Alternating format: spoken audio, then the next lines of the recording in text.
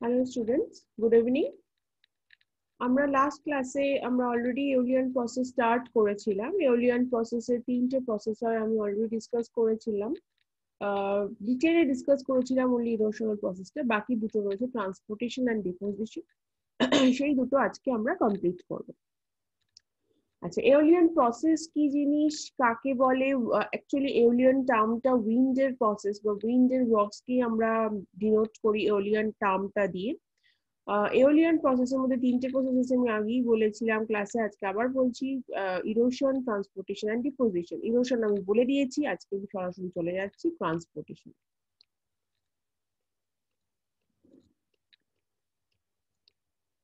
ওকে, transportation বুঝতেই পারছো, আগের দিন ক্লাসে আমি যখন বলছিলাম ইরোশন গুলো, তো ইরোডেড মেটেরিয়াল গুলো যেগুলো হলো সেগুলো তো আর ইনসিটু হয় না, বা ওখানেই পড়ে থাকে না। ইনসিটু কথাটার মানে যে ইরোড হয়ে ওখানেই পড়ে রয়েছে, বাট সেটা হয় না, সেটা ওয়েদারিং এর ক্ষেত্রে হয়।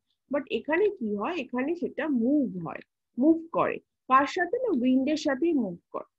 তো উইন্ড কি করে, সেটাকে ট্রান্সপোর্ট করে একটা জায়গা থেকে আরেক জায়গায় নিয়ে এসে ফেলে বা ডিপোজিট করে। ওকে, তো ট্রান্সপোর্টেশন অফ উইন্ড বাই উইন্ডের কিছু আবার মেকানিজম রয়েছে, প্লাস ট্রান্সপোর্টেশনের কিছু ফ্যাক্টরস রয়েছে। কখন ট্রান্সপোর্টেশনটা বাড়বে, কখন কমবে, তার কিছু ফ্যাক্টরস রয়েছে। দেখো এখানে লিখেছি, the transportational work of wind differs from other agents of erosion substantially because the direction of wind is highly variable.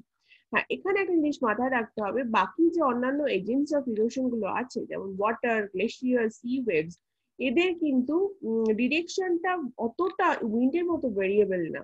এরা মোটামুটি যেরকম ভাবে ল্যান্ড সারফেসে যেভাবে স্লোপ যায়, রিভার্স বা গ্লেশিয়ার্স বা সি ওয়েভস, মোটামুটি সেইভাবেই কিন্তু ওরা নিজেরা ডিপোজিট করে অ্যান্ড ট্রান্সপোর্ট করে মেটেরিয়ালস গুলো। ট্রান্সপোর্ট করলে মানে হাই স্লোপ থেকে ধীরে ধীরে নিচের দিকে নিয়ে গিয়ে ডিপোজিট করে। বাট উইন্ড কিন্তু স্লোপের উপর ডিপেন্ডেন্ট নয়, উইন্ড টোটালটাই তার ভেলোসিটির উপর ডিপেন্ডেন্ট, এবং ডিরেকশন কখন সবসময় যে একই ডিরেকশনে ফ্লো করবে তা নয়, অ্যাব্রাপ্টলি কিন্তু ডিরেকশন চেঞ্জ হয়। ওকে, wind transportation involves entrainment of loosened grains of sands and dust in the air and their movement to new location of deposition. আমি একটু আগেই বলছিলাম যে উইন্ড ট্রান্সপোর্টেশন মানে হলো অ্যাকচুয়ালি যে ল্যান্ড সারফেসের উপর থাকা যেগুলো লুজ হয়ে যাওয়া, যেগুলো ইরোড হয়ে যাওয়া স্যান্ড গ্রেইনস গুলো রয়েছে, কোর্স হতে পারে, খুব ফাইন গ্রেইনস হতে পারে, বা ডাস্ট পার্টিকেলস যেগুলো রয়েছে, সেগুলোকে মুভ করিয়ে উইন্ডের যে ভেলোসিটি বা গতিবেগ রয়েছে তার সাথে ওগুলোকে আস্তে আস্তে ধীরে ধীরে মুভ, ধীরে ধীরে হতে পারে, ফাস্ট হতে পারে। খুব ফাইন গ্রেইনস হলে ফাস্ট হবে, যদি বড় বড় কোর্স গ্রেইন হয়, খুব বড় বড় রক পার্টিকেলস বা মানে রকের পাথরের ভেঙে পড়া ভগ্নাংশ, রক পার্টিকেলস বা খুব বড় বড় কোর্স, খুব বড় বড় গ্রেইন যদি হয়, তাহলে সেগুলোকে কিন্তু উইন্ড ধীরে ধীরে নিয়ে যায়, কারণ সেগুলো অনেকটা বড় সাইজ, উইন্ড সবসময় সেগুলোকে তুলে নিতে পারে না, তার কিছু প্রসেস আছে আমরা দেখবো। সারফেস ফ্লিপ ও আস্তে আস্তে ধীরে ধীরে গড়িয়ে গড়িয়ে সারফেসের উপর দিয়ে চলতে থাকে।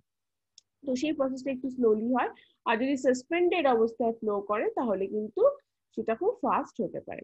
Main characteristics of wind transport আর the direction of wind transport is variable because wind very often changes its direction. একটু আগেই বলছিলাম যে কোন দিকে ট্রান্সপোর্টেড হবে মেটেরিয়ালস গুলো, সেটা কিন্তু আমরা প্রথম আগে থেকে বলতে পারি না, সেটার আমরা কোনো রকম একটা মানে অ্যাজাম্পশন আমাদের থাকতে পারে না। মোটামুটি ভাবতে পারি যে এদিকে হয়তো যেতে পারি, বাট আমরা কিন্তু অনেক সময় দেখা যায় যে আমাদের যে আমরা যেটা অ্যাজিউম করেছি সেটা অনেক সময় ফেল করে। তো উইন্ডের ডিরেকশন অনুযায়ী সেটা পুরোপুরি চেঞ্জ করে। Wind transport involves large areas and greater distances. Wind transport কিন্তু তোমরা নিশ্চয়ই ছোটবেলায় অনেক এক্সাম্পল পড়েছো, এরকম যেমন লোয়েস্ট পড়তে গিয়ে এরকম এক্সাম্পল পড়েছো যে গোবি ডেজার্ট থেকে এসে চায়নার যে হোয়াংহো নদী রয়েছে, হোয়াংহো রিভারের পাশে কিন্তু ডিপোজিশন হয়েছে, এরকম এক্সাম্পল তোমরা নিশ্চয়ই পড়েছো লোয়েসে। তো সেই জন্য এরকম অনেক অনেক দূর থেকে কিন্তু উইন্ড ট্রান্সপোর্ট করে মেটেরিয়ালস নিয়ে এসে অন্য জায়গায়, পুরোপুরি অন্য জায়গায় ডিপোজিট করতে পারে। Wind transports the materials at the ground surface and above the ground. দুটোই করতে পারে। আমি একটু আগেই বলছিলাম গ্রাউন্ড সার্ফেসের কাছাকাছি থাকে কোর্সার মেটেরিয়ালস গুলো, যেগুলো অনেক বড় বড় অনেক ভারী যেগুলো সেগুলো থাকে গ্রাউন্ড সারফেসের কাছে, আর যেগুলো ফাইন গ্রেনস যেগুলো খুব ক্ষুদ্র কণা যেগুলো সেগুলো বায়ুর মধ্যে সাসপেন্ডেড বা বায়ুর মধ্যে একদম মিশে থাকে। ঠিক যেভাবে দেখবে মাঝে মাঝে ডাস্ট পার্টিকেলস গুলো হয় না, যে আমরা হয়তো রাস্তা দিয়ে যাচ্ছি সামনেটা তো সাদা দেখতে পাচ্ছি, বাট অ্যাকচুয়ালি ওটা ফগ বা স্মগ নয়, ওটা অ্যাকচুয়ালি ডাস্ট পার্টিকেলস ধুলো হয়ে, যেটাকে আমরা বলি ধুলো উড়ে বেড়াচ্ছে। তো আমরা বুঝতে পারি যাদের অ্যালার্জি বা শ্বাসকষ্টের প্রবলেম আছে তাদের শ্বাসকষ্টের অ্যাস্তমার প্রবলেম হতে পারে, অ্যাস্তমার অ্যাটাক হতে পারে। তো সেই যে জিনিসটা সেটা হচ্ছে সাসপেনশন। সাসপেন্ডেড মেটেরিয়াল যখন উইন্ডে উড়ে বেড়ায়, সেগুলো খুবই ফাইন গ্রেনস পাউডারের মতো ডাস্ট, সেগুলো উড়ে বেড়ায় এবং সেগুলো সেটেল হতে কিন্তু অনেক সময় লাগে, সেগুলো নর্মালি খুব সহজে সেটেল হয় না।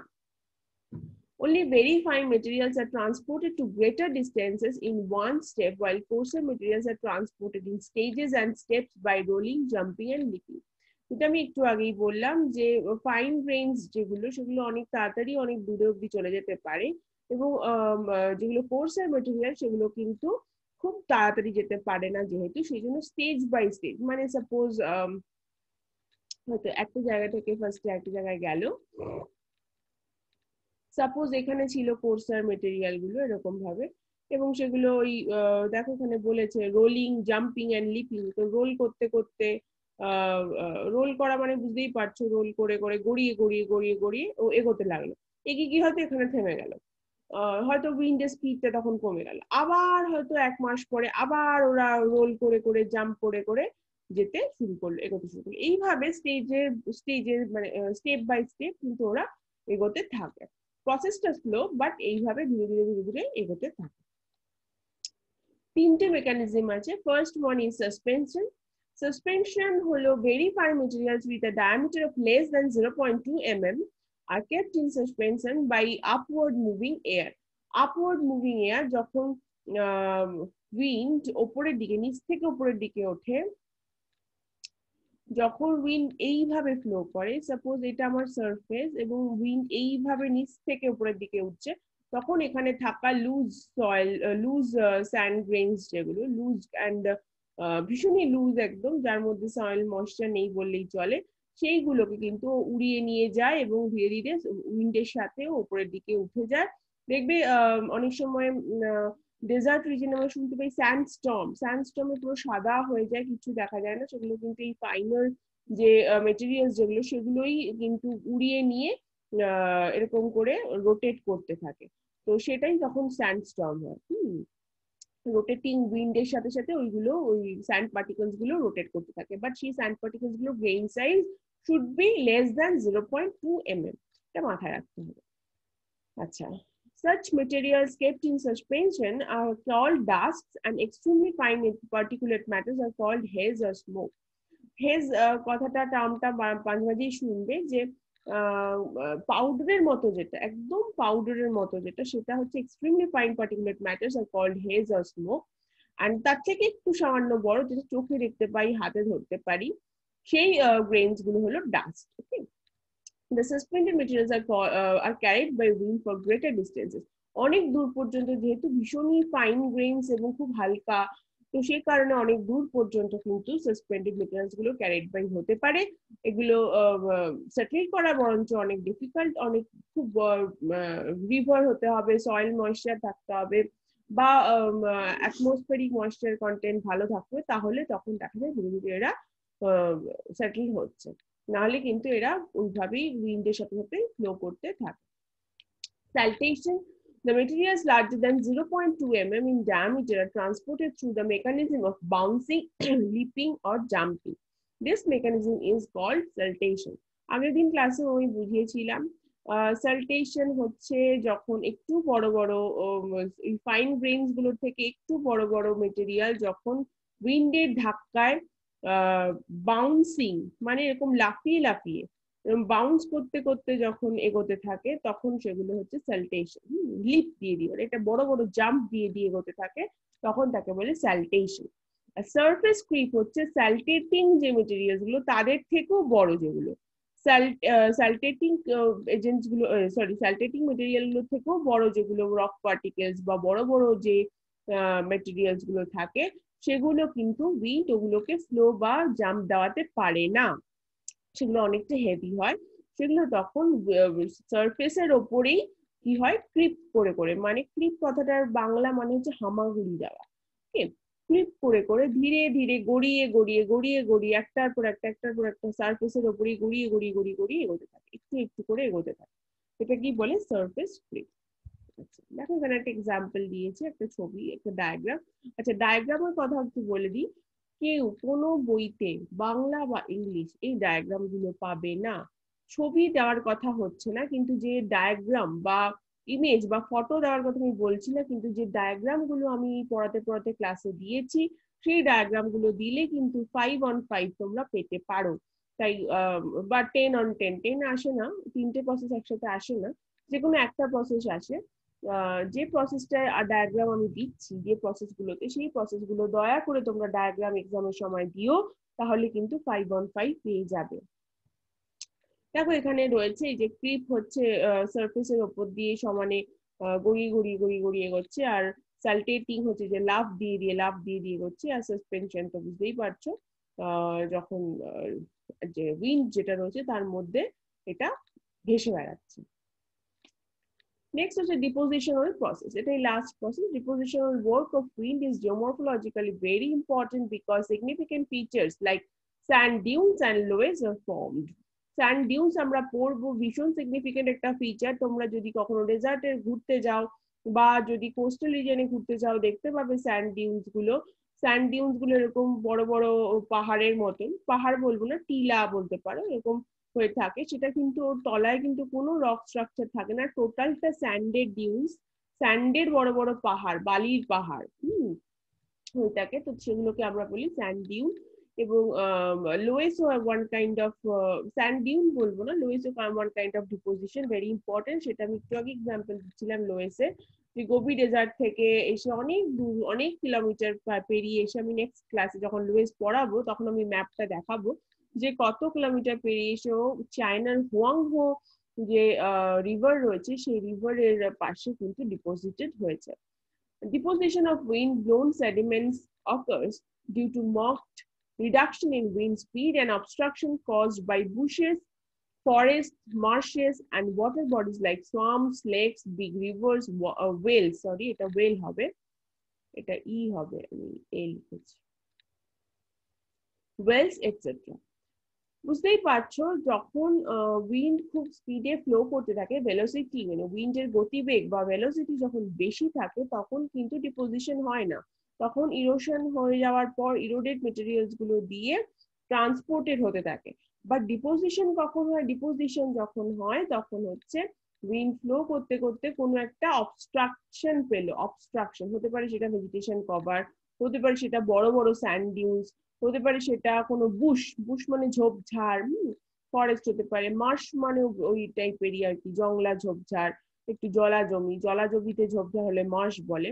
এছাড়া ওয়াটার বডিজ লাইক সোয়াম্প, সোয়াম্পসও একটু জলা জলা জমি, লেকস, বিগ রিভার্স, এরকম কোনো একটা যদি অবস্ট্রাকশন পায় তখন কি হয়, উইন্ডের ফ্লোটা হ্যাম্পার হয় এবং উইন্ডে ভেসে থাকা সাসপেন্ডেড মেটেরিয়ালস গুলো বা হতে পারে ওই যে সারফেস ক্রিপের মাধ্যমে আসা যে বড় বড় রক বোল্ডার্স গুলো তখন এখানেই ধীরে ধীরে জমতে থাকে এবং এখানেই মাথার উপরও থেকে এসে আস্তে আস্তে ধীরে ধীরে যে সাসপেন্ডেড মেটেরিয়ালস গুলো আছে এখানে জমতে থাকে। এইভাবেই কিন্তু ধীরে ধীরে ডিপোজিশন অফ উইন্ড এইটা কাজ করে। Sands are deposited on both windward and leeward side of fixed obstructions. Windward and leeward side মানে হচ্ছে সাপোজ এইটা একটা স্যান্ড ডিউন, উইন্ড হয়তো এই থেকে ফ্লো করছে, তো উইন্ড যেদিক থেকে ফ্লো করছে সেটা হচ্ছে উইন্ডওয়ার্ড সাইড। তো এই যে স্যান্ড গুলো এর মধ্যে থাকা স্যান্ড সাসপেন্ডেড স্যান্ড পার্টিকেলস গুলো নিয়ে যে উইন্ড ফ্লো করছে, ফ্লো করে প্রথমেই ওরা এসে কিন্তু যেটা উইন্ডওয়ার্ড সাইড সেখানে ডিপোজিট করে। এর পরেও এটাকে বলে উইন্ডওয়ার্ড আর এটা হচ্ছে লিওয়ার্ড। উইন্ড এভাবে ফ্লো করে বেরিয়ে যায়, তো দেখা যায় যেহেতু এদিকে ডিপোজিশনের রেটটা বেশি, এদিকেও কিন্তু ডিপোজিটেড হয়, বাট এদিকে একটু কম রেট ডিপোজিট হয়। অনেক সময় দেখা যায় বা স্যান্ড ডিউনস গুলো এরকম দেখতে হবে, এদিকে ডিপোজিশনটা বেশি হয়, এদিকে ডিপোজিশনটা কম্পারেটিভলি লেস হয়। ওকে, আমরা পড়বো স্যান্ড ডিউন, তাও স্যান্ড ডিউনের শেপটা এরকম দেখতে হয়, এরকম চাঁদের মতন। ওকে, নেক্সট হচ্ছে the accumulated sand mounds on either, এটা ই হবে, on either side in the obstruction, mounds on either side of the obstructions are called একটা a হবে, are called sand shadows. হ্যাঁ, sand mound বা either side of obstruction, obstruction এর দুপাশে যে sand mound গুলো যে তৈরি হলো সেগুলোকে বলে sand shadows. Accumulations of sands between obstacles are called sand drifts. Drifts মানে হচ্ছে এই যে ধরো দুটো ধরো এটা একটা অবস্টাকল রয়েছে, মাঝখানে হয়তো স্যান্ডটা জমেছে, তো এইটাকে বলে স্যান্ড ড্রিফট। স্যান্ড ড্রিফট এরকম লম্বা দেখতে হয়, অনেকটা অঞ্চল জুড়ে তো সব লম্বা ভাবে একটা কিছু একটা একটু স্যান্ড মাউন্ডের মতন জমেছে। স্যান্ড মাউন্ড মানে হচ্ছে একটা ছোট্ট অংশ, একটা ছোট্ট পাহাড়ের মতন, কিন্তু যখন সেটা একটা বড় লম্বা অংশ জুড়ে এরকম একটু উঁচু একটা জায়গায় তৈরি হয় তখন সেটাকে বলা হয় স্যান্ড ড্রিফট। আচ্ছা, there are three mechanisms of wind deposition. তিন রকম মেকানিজম, তিন রকম পদ্ধতিতে হতে পারে। First one is sedimentation. That is when it's a suspended fine sand grains and dust particulate material sedimented down very slowly by the process of sedimentation. Sedimentation processটা slow, but যখন ট্রান্সপোর্টেশনটা হচ্ছে তখন সেটা অনেক ফাস্টার। Losing upon its velocity, wind also loses capacity to carry those suspended materials. অনেক সময় wind কি হয়, তার ক্যাপাসিটিটা লুজ করে, তখন কিন্তু সেই যে সাসপেন্ডেড মেটেরিয়ালস গুলো রয়েছে সেগুলো ধীরে ধীরে সেখানে জমতে শুরু করে, সেখানে সেটেল হতে শুরু করে, সেটাকেই বলা হয় সেডিমেন্টেশন। Next হচ্ছে accretion. When transported by wind, saltating and surface creeping coarse materials often collide with some barriers or wind may lose their strength to transport those heavy and coarse grains. দুটোই হতে পারে, হতে পারে যে কোনো একটা barrier সামনে রয়েছে তাতে ধাক্কা খেয়ে গেল, বা হতে পারে উইন্ড তার শক্তি, যে শক্তি দিয়ে যে ভেলোসিটি দিয়ে এগুলোকে ট্রান্সপোর্ট করে নিয়ে আসছিল সেটা লস করে ফেললো। তখন কি হয়, ওরা ধীরে ধীরে ওখানেই পড়ে থাকে এবং ওরা আর ট্রান্সপোর্টেড হয় না, ফার্দার ট্রান্সপোর্টেড হয় না। তখন একটা বড় বড় মেটেরিয়ালস গুলো এবং ছোট ছোট মেটেরিয়ালস গুলো একসাথে ওখানেই একটা পেবলস গ্রাউন্ড তৈরি করে। ওকে, তো সেটাকে বলা হয় অ্যাক্রিশন, সেই প্রসেসটাকে বলা হয় অ্যাক্রিশন। নেক্সট হচ্ছে encroachment. Grains of sand are carried by winds and collect on the coast along water courses and on cultivated or uncultivated land. শুনবে স্যান্ড এনক্রোচমেন্ট টার্মটা শুনতে পারবে, রাজস্থানের দিকে এটা একটা ভীষণ বড় একটা প্রবলেম, ডিজাস্টারই বলা যেতে পারে। ভীষণ এটাকে এটাকে কিভাবে মানে প্রহিবিট করা যায়, এটাকে কিভাবে আটকানো যায় তার চেষ্টা সবসময় করা হচ্ছে। ওখানে ভেজিটেশন কভার দেওয়া হচ্ছে। অ্যাকচুয়ালি কি হয় দেখো, আমি একটা এক্সাম্পল, একটা ফটো দিয়েছি। কি হয়, এগুলো তো খুব ফাইন গ্রেনস, এগুলো উইন্ডের সাথে ফ্লো হয়ে খুব ইজিলি কিন্তু এনক্রোচ করে ফেলে বড় বড় ল্যান্ড।